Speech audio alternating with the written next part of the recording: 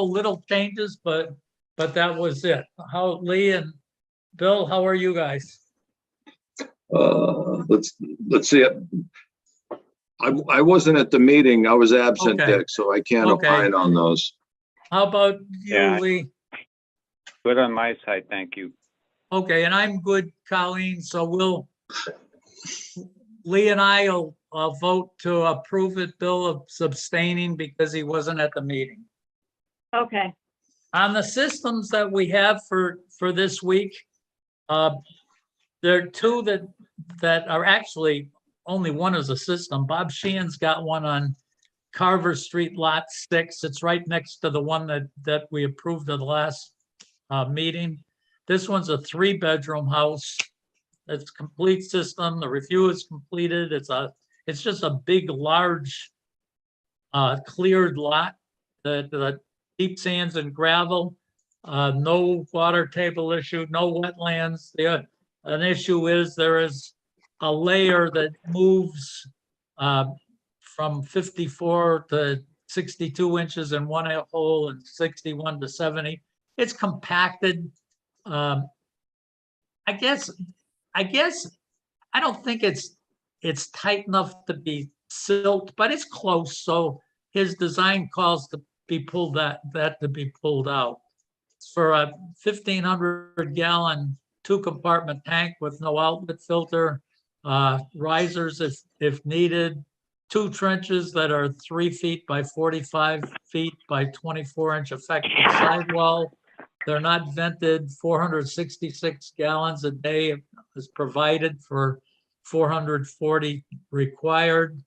The reserve is the SAS is between the trenches. We got 5 feet of water table separation. Fill is provided for both the primary and reserve to remove that restrictive layer. No ballast is needed. The SAS and septic tank separation of any wells or wetlands all greater than 100 feet. The only thing that I looked at that we should talk about would be the fill regulations that we'd impose and also the trench permit. Bill, and Lee, what are your thoughts?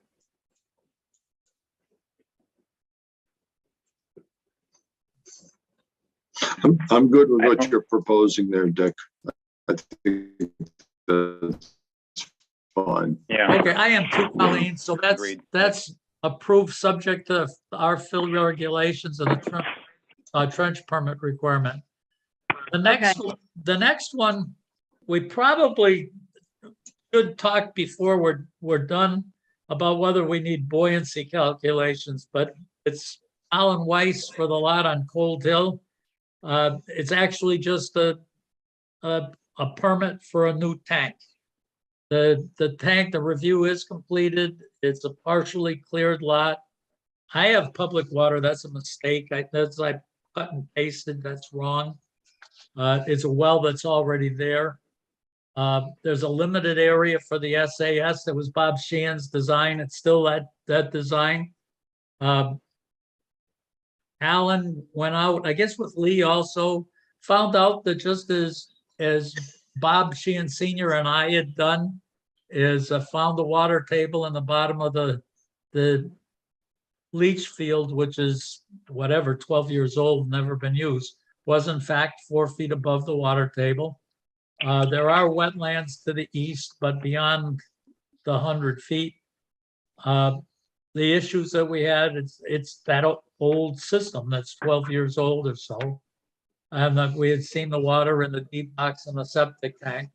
Alan is convinced that it was a septic tank issue and that the design is to replace that, to replace the existing tank, put it in a new place, and that's what this permit is for. He's putting in a 2-compartment monolithic tank with no outlet filter, and looks like there probably aren't going to be risers. And he's going to pump and replace the existing tank. I've got that no ballast is required. That's probably something we should be talking about. And SAS and septic tank separation to the wetlands and well greater than 100 feet. And I've got public water. That's a mistake. It's not, it's a well. And he would need a trench permit. So what do we, Bill and Lee, what are your thoughts?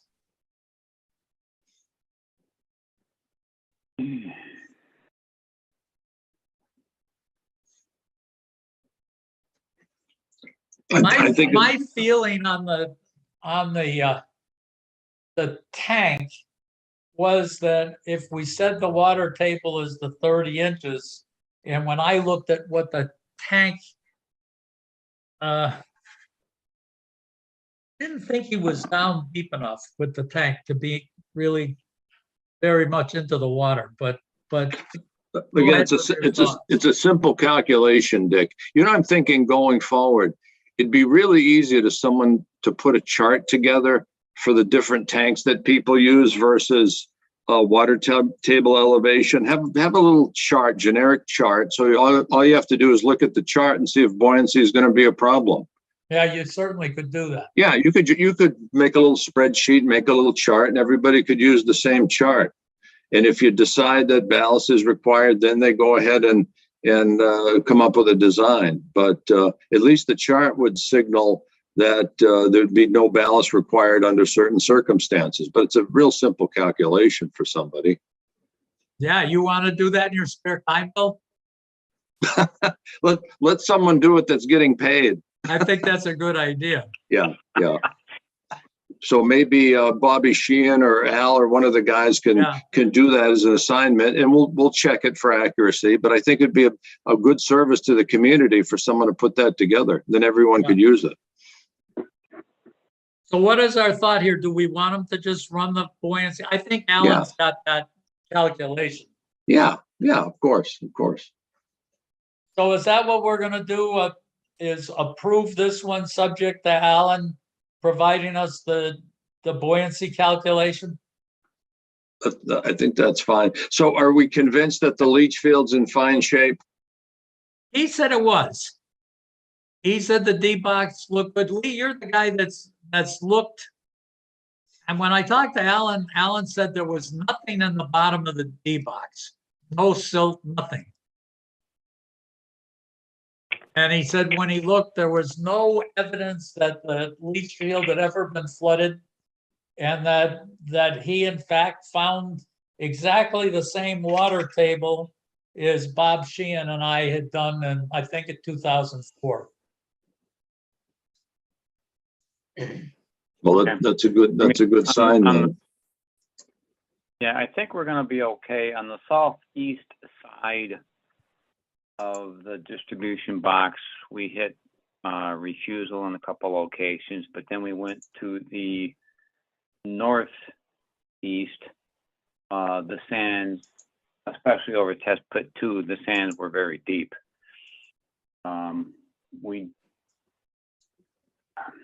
Hopefully it's all going to be, what we believe is presented there, due to the age of everything. The only gray area here, nothing to do with the SAS, is I don't know if anyone's done any water quality on the well. I know that that's going to be acceptable going forward. I don't know if we should be addressing that right now or just let it go. I'm guessing the well was put in the same time as the SAS. Yeah, and I'm guessing it probably passed our test at the time. Back in 04. Yeah. I wonder when it comes time for us to, we haven't had to sign off on the building permit. Maybe we should just let everybody know we're going to want a water test on the well. It's, in fact, if Martin is here, just to let them know that to get us to sign off on the building permit, we will require a water test. Yeah, I'll definitely supply that. I just don't want the new homeowner to end up with another headache that they don't see coming. Yeah.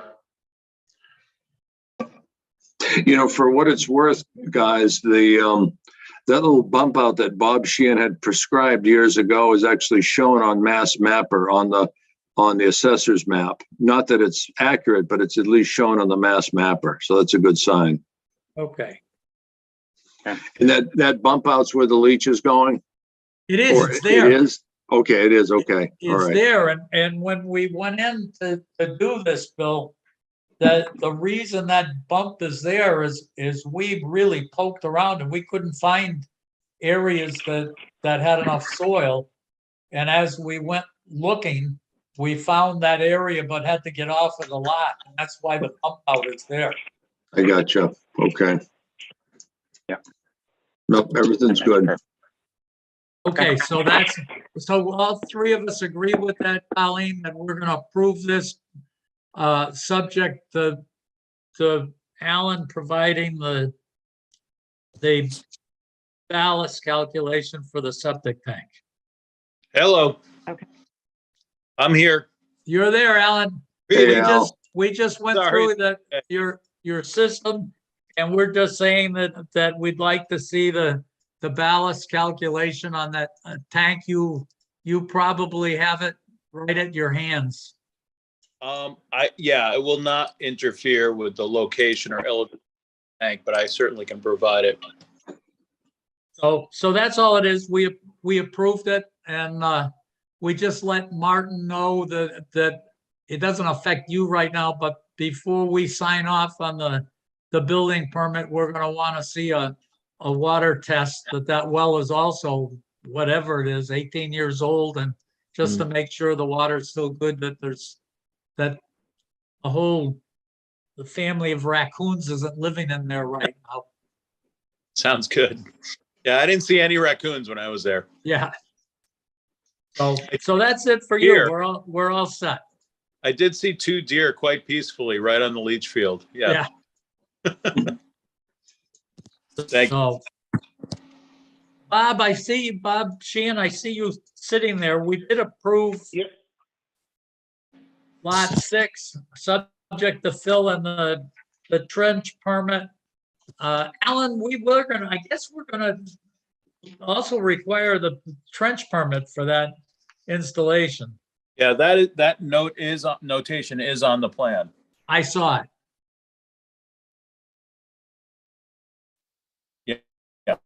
Thanks. So my third one is I'm looking for some Dick? guidance.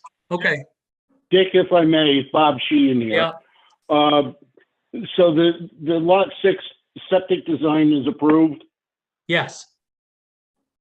Okay. How about the well permit that was submitted with the package? We can do that out of sequence. That was coming later on, but that was just a well permit to put the well where your design called it. Do Bill and Lee, do we have any trouble with it? It's in the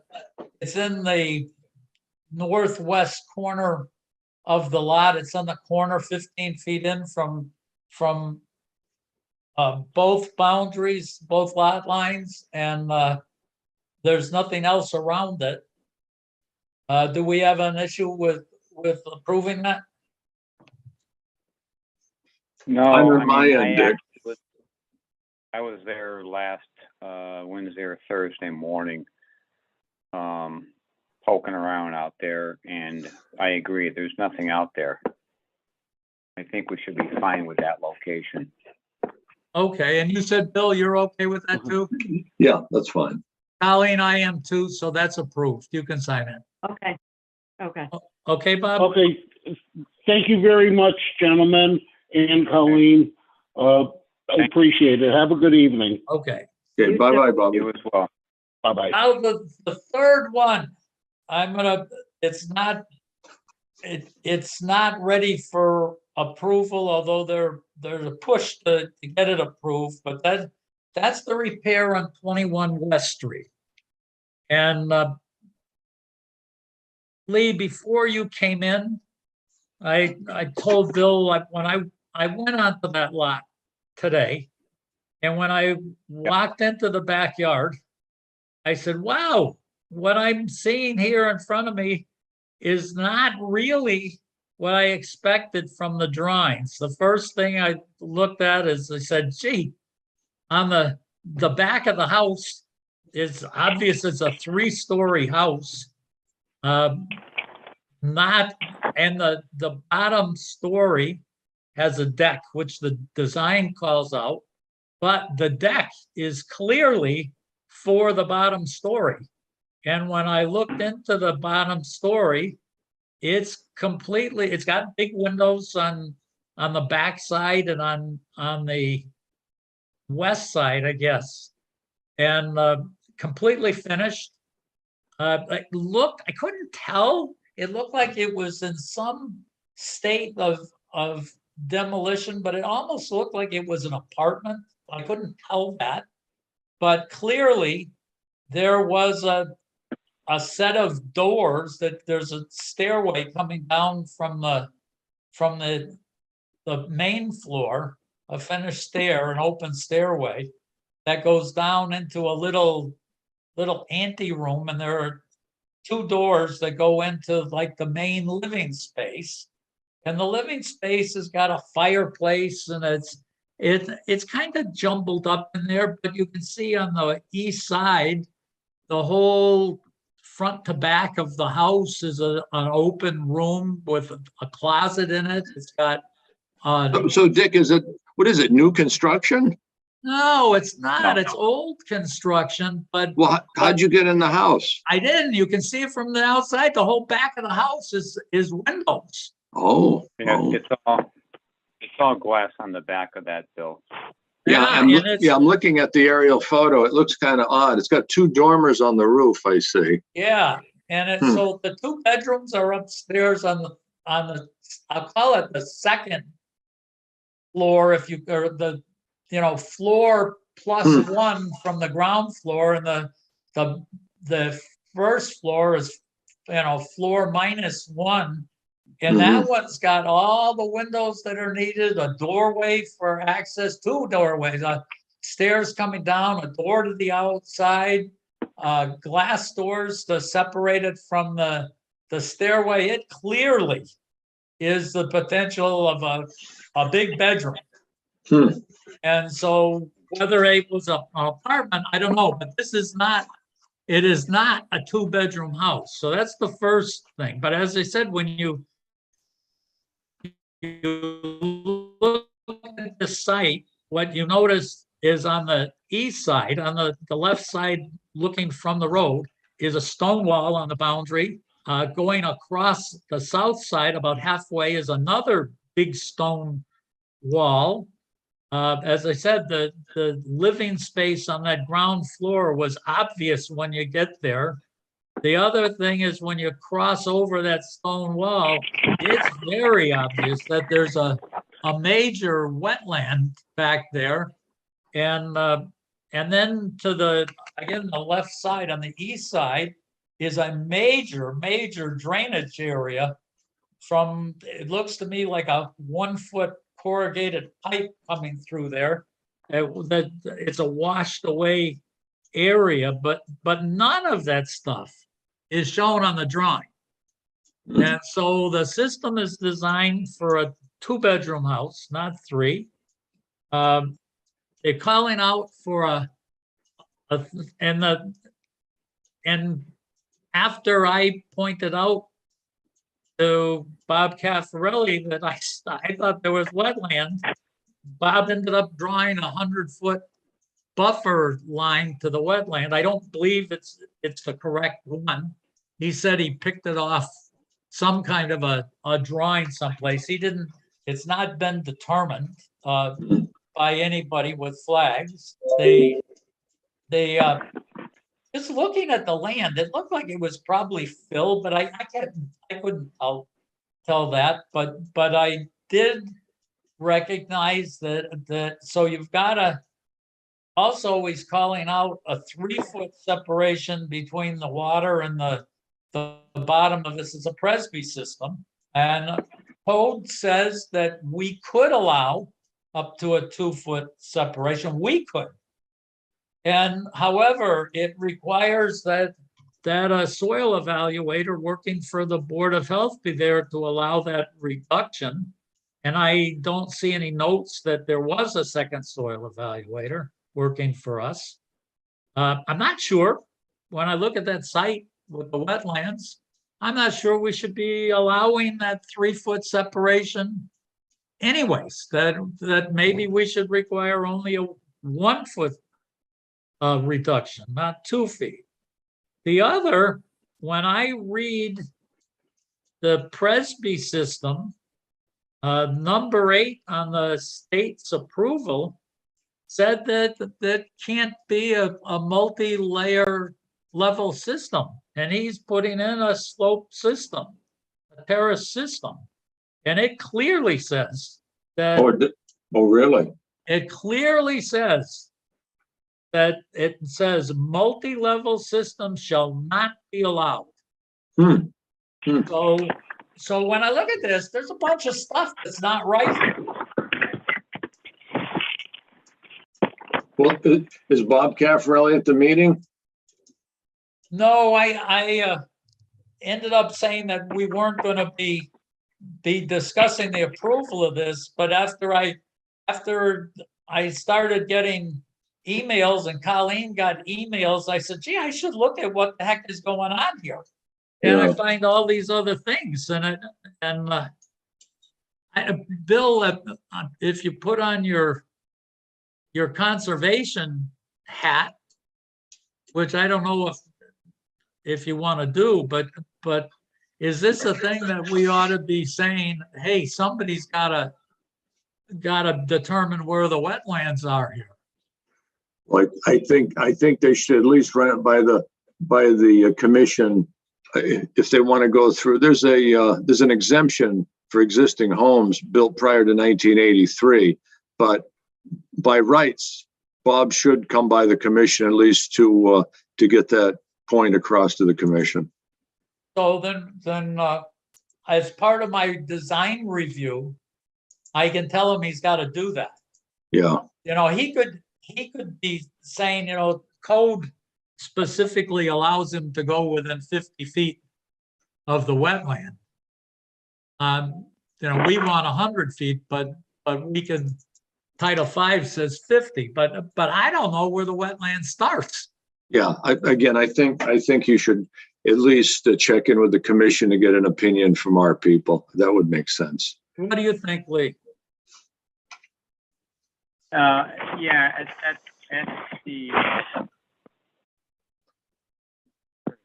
Like you said, we got to know where the wetland is, Dick. Boy, that's a small lot. Does he have the correct dimensions shown in his plan? I don't know. I didn't see any pins on the plan.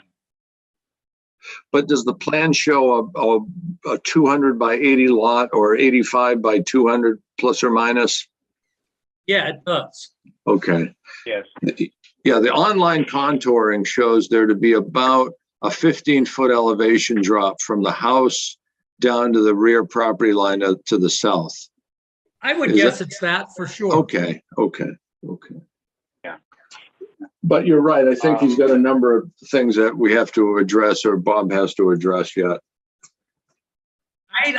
What I don't like on one like this is I specifically, when I started going, I said, gee, I drove by that house and it looks like there's a lot of activity in the back of this house that looks big back there. Is there anything going? And he didn't. I said specifically, is the cellar already built up and set up for a bedroom? And they said, oh, no. And then when I said if you look at the drawings you have, you don't see any wetlands. It was me that says, hey, I think there's wetlands back there. And all of a sudden, bingo, we said, oh yeah, there are wetlands. And I don't like to play that way. Shouldn't say play that way, but I don't think this board ought to have the responsibility for trying to catch what shouldn't be oversights from an engineer. I'm looking at some historical aerial photos, Dick, and there appears to be a circular structure in the backyard. Possibly could have been a swimming pool at one time. It could have been. Yeah. It could have been. That might have been off that deck. Yeah, because Bill, of course, with that sloping terrain, they'd have a heck of a time putting a pool in, but Well, it flattens out in the back. it does. Okay. The slope is next to the house is the main slope, and then it moves. By the time you're 20 feet away from the house, it's pretty flat. And as Lee is saying, the deck is level, and it kind of goes pretty flat out after the deck. Well, if it's flat after that, why doesn't Bob put a flat presby in? Why does he need a sloping presby? Well, he shouldn't put the thing as it's pretty flat. In fact, when I asked him about it, I said, "Gee, I don't see any contours to the south of the SAS. What's there?" And he says, "Oh, it's absolutely flat back there. There are no level lines." And you say, "Well, why wouldn't you just make it flat?" Right. Exactly. Okay. So okay, then I'll proceed with the design review, and the guy that was doing the work said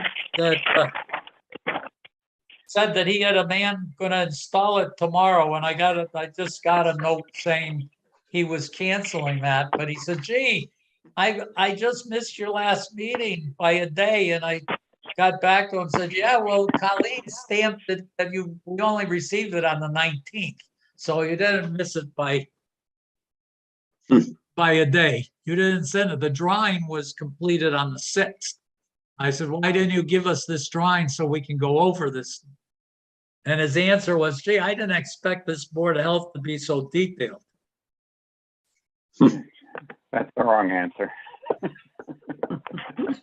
Dick, speaking of review, just shifting gears quickly, our fellow on East Street, Mr. LeBeau, Jeffrey LeBeau, I looked at his plan set dated, I think, September. Was that the original plan he submitted? Has he submitted a revision yet or not? He has not. Okay. He has not. Because I thought he was ready to get that thing ironed out. But again, I haven't seen anything either. I'm surprised. No, have not seen that.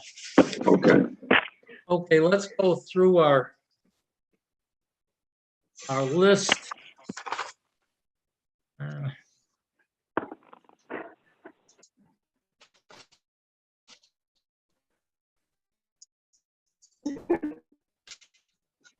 Me. Hang on. I've got too many. Okay, let's go. The Colleen's timesheet is a normal 70-hour timesheet. Are we okay with this? Yes. Yes, we're good. I am too, Colleen, so that's approved. Okay, And I'll sign that and get it to you. okay, thanks. Next one is the payables. We're at a total of $1,885, $1,115 for permits, 20 for licenses, 750 for fees, and that's it, totaling 1,885. Are we okay with that? Yes. And I am too, Colleen. The three of us are set, so that's approved. Okay, The next one is, I'm gonna break for a second because we'll forget this. Our next meeting is scheduled for the 8th? That's election day. Election day. Now, our Colleen told us that that's very frowned upon. So we can choose another day. We can put this off we can skip 2 weeks. We can say we're going to skip 2 weeks, and then if Colleen gets something really important, we can schedule a meeting as needed in that period. What do we want to do?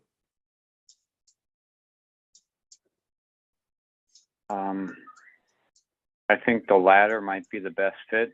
If something is pressing, Colleen can reach out and we can pen it in. Otherwise, I don't see the harm in taking a little break, but it's up to you guys. I could do that. Bill, what is your thought? I agree 100%. Okay, Colleen, that's what we'll do. So we'll move it to whatever that is, the 22nd. I think it's the 22nd. Okay. Yeah. So Okay. that's what we'll do. Okay, now going back, we've got temporary food license for the Immaculate Heart of Mary. Let me hang on for a second. I'm gonna tell the people in my house that they're making a heck of a lot of noise. Okay, thanks. Yeah, my son just came home and he's talking to my wife, so they're gonna be good now. So that got a rise from them.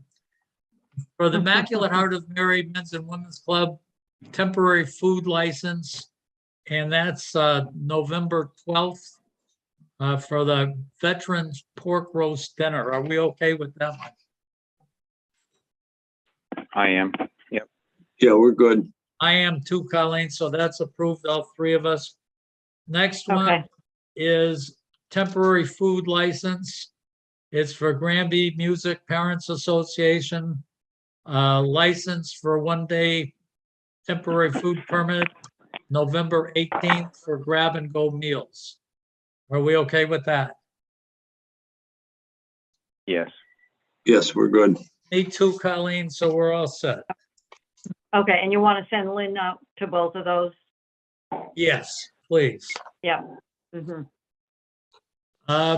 The next one, okay, we did the lot 6 Carver Street, that's approved. I skipped over Ohala because I see he's here, but let's finish these. This is a sign off on, it looks like is it just a well sign off for 380 East State Street? Colleen, is that what we have here? To get his building permit, so yeah, I sent you the water test. The septic was already approved, but Okay, so we can, I did notice, even though it's advisory, that the iron level is more than 20 times above the recommendation. And it's just an advisory, but that's a lot of iron. Yeah, substantial. I don't see that we've got any reason to reject it, but the owner ought to know. They ought to be doing something with that, or they're going to be having some pretty rusty clothing and fixtures. Yeah, there's some fairly simple mitigation systems that they can install for that, Dick. It's not a big deal. But I'm okay with this. Bill and Lee, That's fine. Oh, sure. Yeah, I am thank too. you. So Colleen, so you can sign off on both the water and the septic, since we've already done the septic anyway. So that's just redundant. okay, thanks. All right. Lee, this one is for you. This is a certificate of compliance for 5 Darrell Avenue. Alan Weiss has signed it.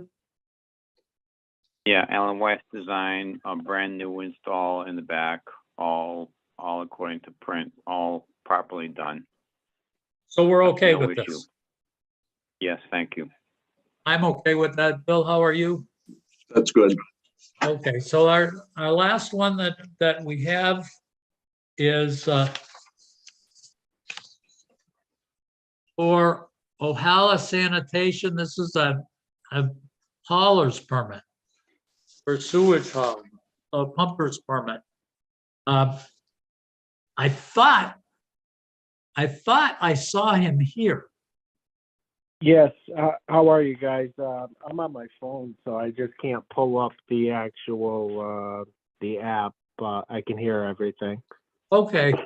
Ryan, my question to you is I guess you're out of Berlin, Connecticut.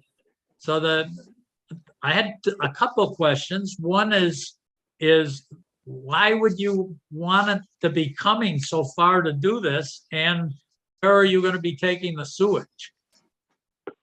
So we purchased Latour Wilson Septic out of Belchertown, and we're just kind of, getting everything in the works right now. But everything's going to be going to Springfield. We're set up with the city of Springfield to dump all the waste there. So everything's going to go there. Okay, so And we have two locations. yes, We have location out of Berlin, and then we have a location out of Enfield, Connecticut, where we're right on the border. okay, So but the real answer to my first question is that you've bought a company here, and that's why you're moving into this area. correct. Yep. Are all of your drivers, how many drivers and trucks do you have? Two drivers, 3 trucks. And are people all trained and they understand what the regulations are and this stuff? They do, yeah. Correct. Okay. Hey, Dick, a question on this. Do they need to provide bills of lading for transport of the sewage to a particular plant so they can trace where the wastewater goes to on any particular project? Ryan, you can answer that. No, we're just, this is just being transported from residential homes or commercial properties just to the city of Springfield. So it's all going to Bondi's Island or to the Indian Orchard plant. And you don't have to keep track of where you get this stuff? No one cares? Is for the treatment plants? Sure. Well, that would be a logical one that the treatment plant would want to know where you got it. But yeah, and as Bill is saying, you're driving down the road with something in a tank that I would expect that the DOT would require that you have some documentation of what's in that tank. That's only for hazardous waste. All the drivers have to have their tanker endorsements, which they do, but we don't haul hazardous waste. So there's nothing hazardous in the tanks. So that's how every state and city works for non-hazardous material. Huh. So no records whatsoever on this stuff.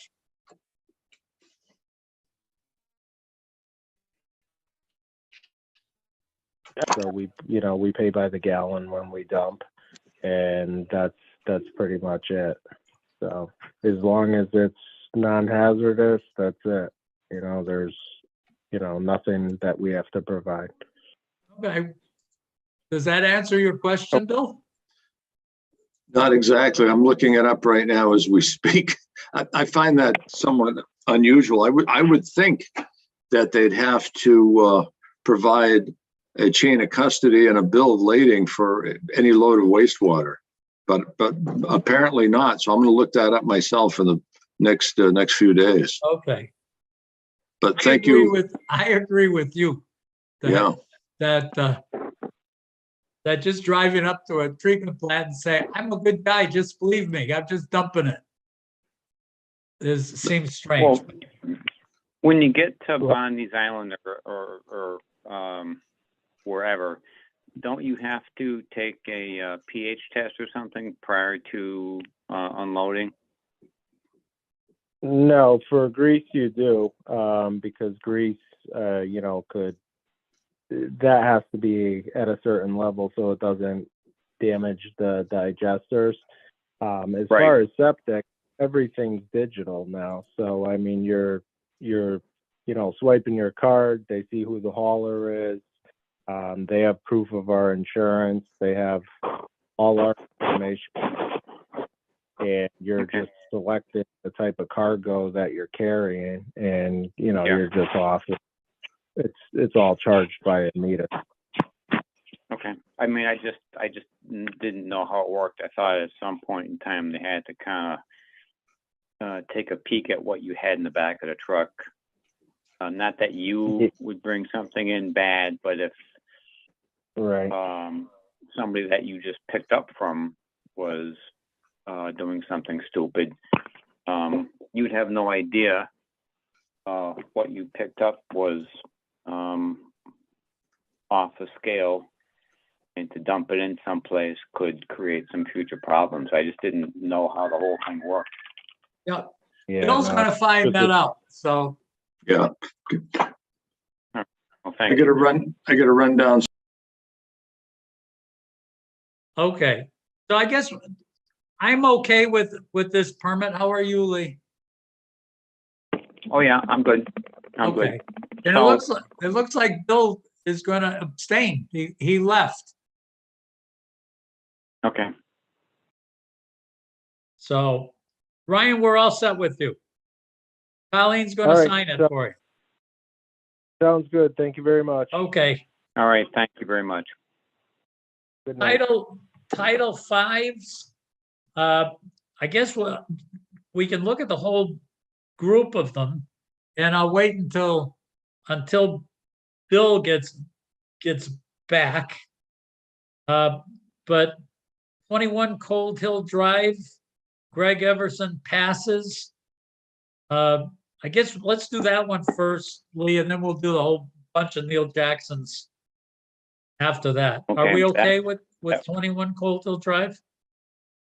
Yeah, that was the old LaJoy property. It was redone a couple of years back. It's very pristine. No issues. Okay, so we've received that, Colleen. Now let's look at the whole bunch of these. It looks like there's 9 of them. 24, 26, 28 Smith Avenue, then 5, 7, 8, 9, 10, 13 Leo Drive, all Neil Jackson, all passes. Are we okay there, Lee? Yes. Yes. Okay, and I'm okay with that, Colleen, so we receive all of them. I took the responsibility to talk to Dave DeRocher, and I've got to do some more research into it. He's doing this because it's his belief that there's a couple reasons, but it's his belief that Title V is requiring him to do this. And I told him that it's been a while since I've read this part of Title V, and I think that Title V says he's supposed to be looking at the SAS, but he's doing this anyways. But he said at the same time, while they're going in looking at these, they're putting risers in so that they can get into a spot that pumping is going to be much easier to do in the future. I guess they're on a 1/3 of the systems every year gets pumped so that everybody's tank gets pumped and looked at it once every 3 years. So that's what he's doing. But I did tell him I would look up in Title V and see if in fact he's supposed to not be doing this, but looking at the SAS. But that was the reason he was doing it. Okay. Yeah, I mean, that makes sense because Neil and his helper Bob were making extra modifications going forward to have risers at the level of the lawn on everyone's property. So all you could do is a screwdriver and you're into it. Yeah. No digging. Yeah. Going forward. Yeah. So even if this part proves to be unnecessary, the inspection, the installation of the risers is probably not unnecessary. And, but I do owe him that to look at in. I did, as we get into these other issues, I did get called into the high school, and the high school is trying to streamline their food serving operation. Currently, they get food prepared out of East Meadow, and they bring it over into the high school because they're not using the cafeteria for food prep. And apparently, and what I could see is that when they were doing an investigation into changing the ventilation system for the cafeteria, they opened up some of the panels in the kitchen and realized that the ductwork for the hoods, where the ducts were covered with asbestos and then coated with a skin coat, and the skin coat had cracked so that some of the asbestos was friable. It was able to get into the air. So when I went in, they were proposing on a little side area to build a wall and set it up to be ventilated, and they said that they had already had Greg Briggs in talking about this thing, and this turns out today I finally got a hold of Greg. But as I told John Sullivan and Adam and Queenie, I think, I said, before you even start here, there's dust. You've got 3 open panels where I can see the asbestos, the ducts and the cracks and I couldn't see in the cracks, but I said, there's dust every place in here. You have to start by finding out if you've got a room full of asbestos here. So they said they were going to do that. Although Greg told me that he was headed over today because they wanted to start the construction, but he had grave reservations about what was happening above the ceiling in the kitchen, and nothing is happening at this instant. But I just wanted to let the 2 of you know that I was over there. So there's nothing at this point for us to do. So. Right, I got you. But there will be. Yeah, I think so. Yeah. We've done the meeting. I got on the next one is Northeast Paving Contingency Plan. Colleen sent that out to each of us. And this is for the breakdown of equipment that, as it was explained, I guess the follow-up note that we got, Colleen, was that this is not an overall contingency plan, but only for the equipment that must pulverize this ABC rubble. And their contingency plan is based, it says, in the event of equipment breakdown, deliveries of ABC rubble will continue within reason. Equipment will be repaired and operations will continue. That's the first one. And then facility personnel will be trained on proper inspection protocols for incoming material. Any material deemed unacceptable will be not allowed on the site. And Northeast Paving maintains a spill prevention, control, and countermeasure plan on site. Plant personnel are trained in proper spill response procedures annually and upon hire.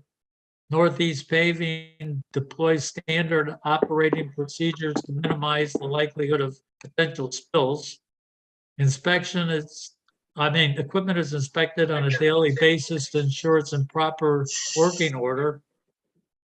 And Northeast Paving maintains an emergency action plan at the Granby facility. The plan outlines response to emergency situations to include fires, medical, extreme records, extreme weather, and all records to include an emergency action plan and SPCC are maintained in the plant control house. My concern with this thing is just imagine a plant that's got truckloads of this debris driving down New Ludlow Road, and their plant breaks down. And they are saying, yeah, we're going to keep letting them come in and continue whatever within reason is. And they're going to make the equipment be repaired. Well, what if the repair takes 2 months? And what's within reason? And you've got these trucks coming down New Ludlow Road. Do you tell the cops that it's happening? Do you tell the trucks to stop coming?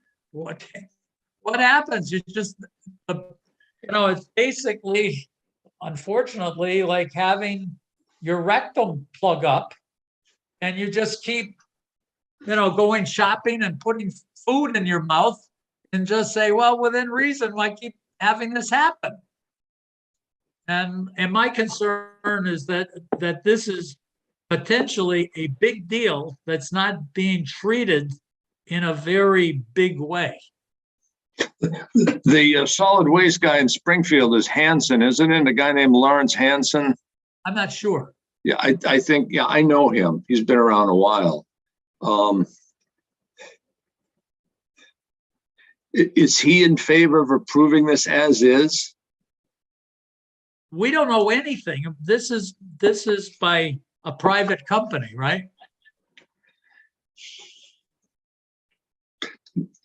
Reading some of that documentation, I think Larry Hanson, DEP Solid Waste, is involved somehow on this.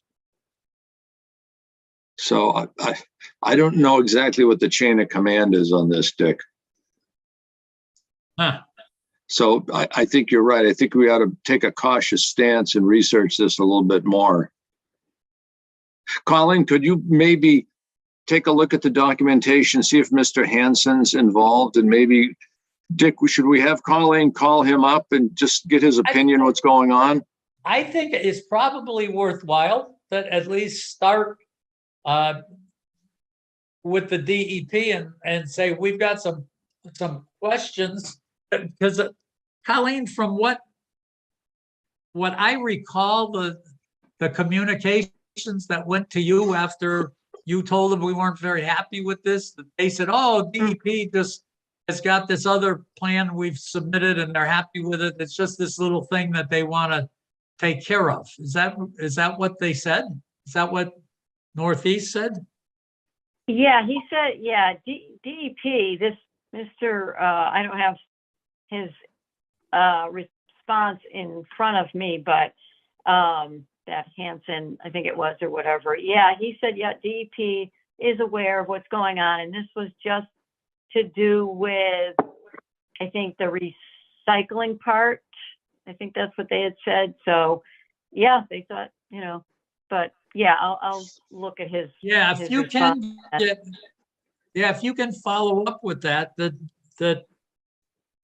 on the surface, this doesn't seem to me like a very deep plan, and that at the minimum, somebody should be calling the police department and say, hey, there are going to be trucks parked all over New Ludlow Road for the next 3 hours or whatever it is. And they're not talking about anything about saying wherever this stuff is coming from, we're going to call them up and stop these trucks from coming. They're not doing any of that. Yeah. Yeah. Okay. But if you can, excuse me for a second. It sounds crazy that the DEP would not be concerned about what appears to be on the surface a limitless amount of material brought in during the repair period, when and if it will occur, without worrying about some type of potential runoff into the groundwater, among other issues. yeah. So I think Bill is right. I think the place we start with is DEP, and then if we start to push that, they probably have a format that's supposed to be used for every one of these recycling places in the state. And find out, because it's a lot easier if we start with something that's in place than start from scratch. That makes sense, Dick. So I think that having your suggestion of having Colleen make that call is certainly going to make us smarter than we are right now. So then the next item. COVID issues that there's some interesting things happening where our numbers, if you trust them or not, are flat. I guess I can probably appropriate for me to send everybody a copy of where we are, but we're on this number that on the 14-day new cases is like 18, 19, 20. So more than an average of more than one new case a day, but that's only through Maven. All the other cases that are happening that aren't being reported are just not there. And of interest is what's happening. Maybe it's happening in your own house. I think, Colleen, you told me that it happened to you, but I'm not positive. That I know my son got it in the summertime, and he didn't end up in Maven. He took the test. He happened to be at the Cape alone in a house that he just wrote it out for 5 days in a house alone. It never got reported. And my sense is that when you bring it into the house and someone else gets it, you do the 15-minute test and say, yep, we got it. And we just kind of write it out. And that's why if you noticed our numbers right now, the number of almost all cases, Colleen, when you write them down, almost every one of them says 3 new cases, 3 new addresses. And there's almost never that I write down that it's not a new address, so that the new cases versus the cases in the single cases or in a household, they're the same numbers now. And it used to be almost 2 to 1 that only half of the cases were new ones. So I think it's just not being reported. The other thing that's probably whatever we can do about it is that they're saying that the 2 new subvariants that are kind of floating around, and they're around the 10% number, are resistant to the antivirals. So the 2 drugs that you were getting, if you got the disease and go in and get the one was the infusion, and there's something the other one that it looks like it doesn't stop those very well. And anyways, it's although I'm still hearing good things that the bivalent vaccine looks like it is effective against even those subvariants.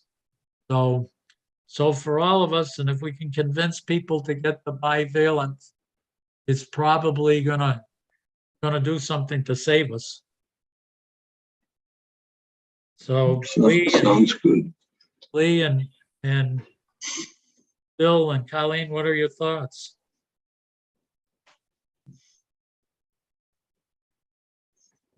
Well, trying to persuade everybody to get vaccinated. We know what obstacles are in front of us. But again, the more we can persuade, the better off we're going to be. Yeah. And again, I'm still a fan of masking and in dense environments. If I go to a crowded department store, I still mask up. I do, I do too. One of the few. Actually, it's funny. I went to the Big Y last week, right over in South Hadley. 30%, about 1/3 of the people were masked up last week. I couldn't believe it. That's the Really? highest percentage I've seen in a long time there. Yeah, 1/3. Were they, a question, did you have a sense of which one of them, how big a group was wearing the N95 or KN95 versus just the surgical mask? I think probably 90% of the people had the cheap surgical masks on. Yeah. And that's the unfortunate thing is, and when I look at people like that, I say, boy, I'm happy you're doing it because you're protecting me.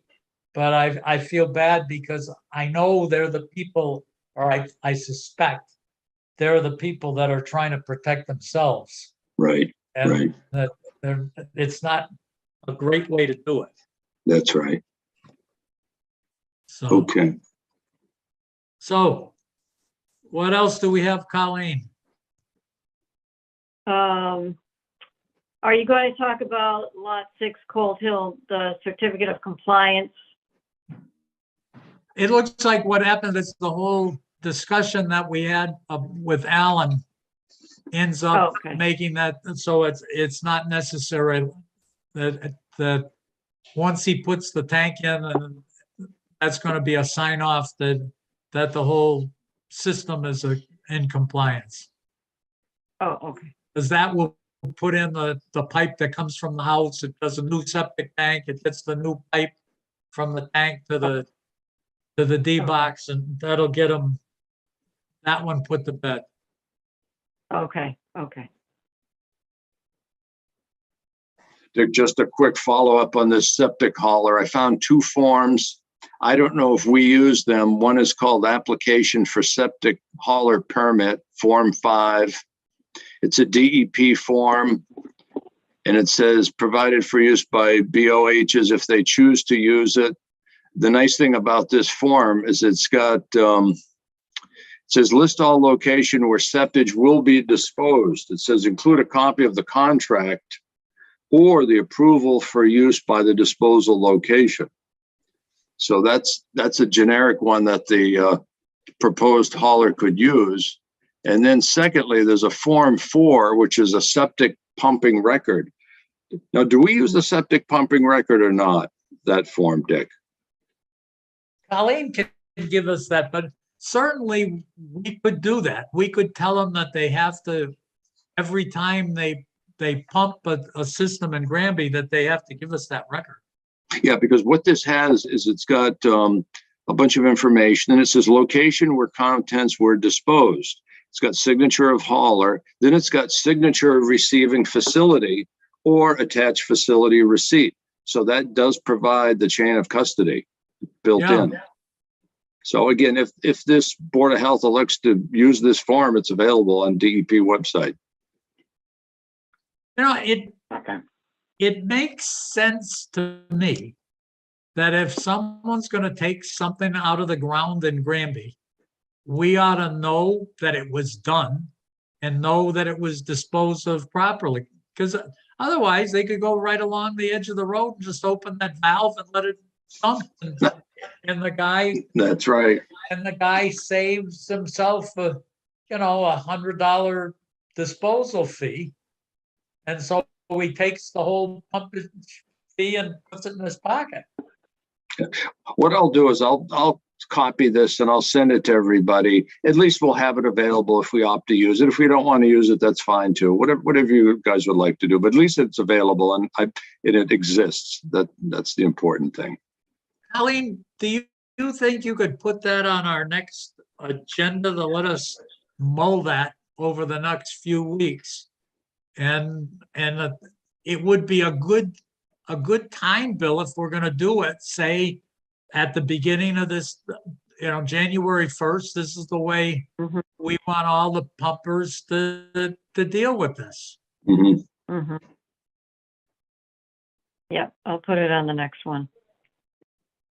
I think actually some of the haulers do send And I think it might be that Form 4. It's a pumping record. So I do Yes. get something. I don't think from everyone, but I think there are some companies that do send it to us, and I file it with the street, the Okay. street files. Okay. Because as it turns out,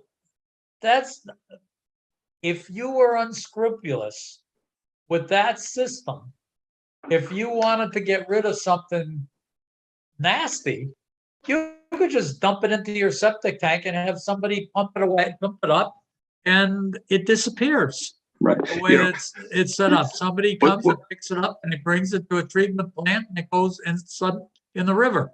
Actually, there's a CMR. It says 310 CMR 15.351. The system pumping record must be submitted to the BOH or other approving authority within 14 days of the pumping date in accordance with 310 CMR 15.351. So it there is a actually, regulation that says Oh, you yeah. have to do that. oh yeah, yeah. So it says we can use this form or we could use our own form, maybe a simplified form. But apparently this form or a facsimile has to be submitted to the Board of Health within 2 So weeks. this guy should have known that. That's the point. That's the point. Yes.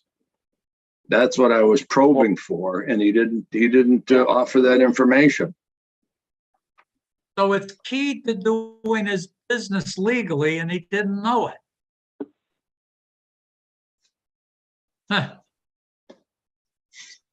Did he tell us he was based out of Connecticut, or did I misinterpret? Yeah, he said he was from, what town did he say he was from, Dick? Berlin. But he Yeah, said Berlin he's got is another place in Enfield. Well, here's the interesting thing. Berlin is I think it's a 860 area code. His cell phone that he had was a 203 area code, which is southwestern Connecticut. Huh. So he actually might be from Fairfield County or points west. But he's obviously not from the valley. Yeah. No. But So anyway, I mean, for what it's worth. Well, Colleen, I think it's what it's worthwhile doing, since this is no longer an optional. It's a legal requirement. It looks like the only thing that's optional is what form we want to use. From my standpoint, Bill and Lee, I would go along with the form Bill's talking about and tell these guys, Colleen, you get in touch with each one of them and say, you guys have to use this form for every single person that you pump in Granby. Mhm. Because Makes perfect sense. that's not the Board of Health regulation, that's the state law. right.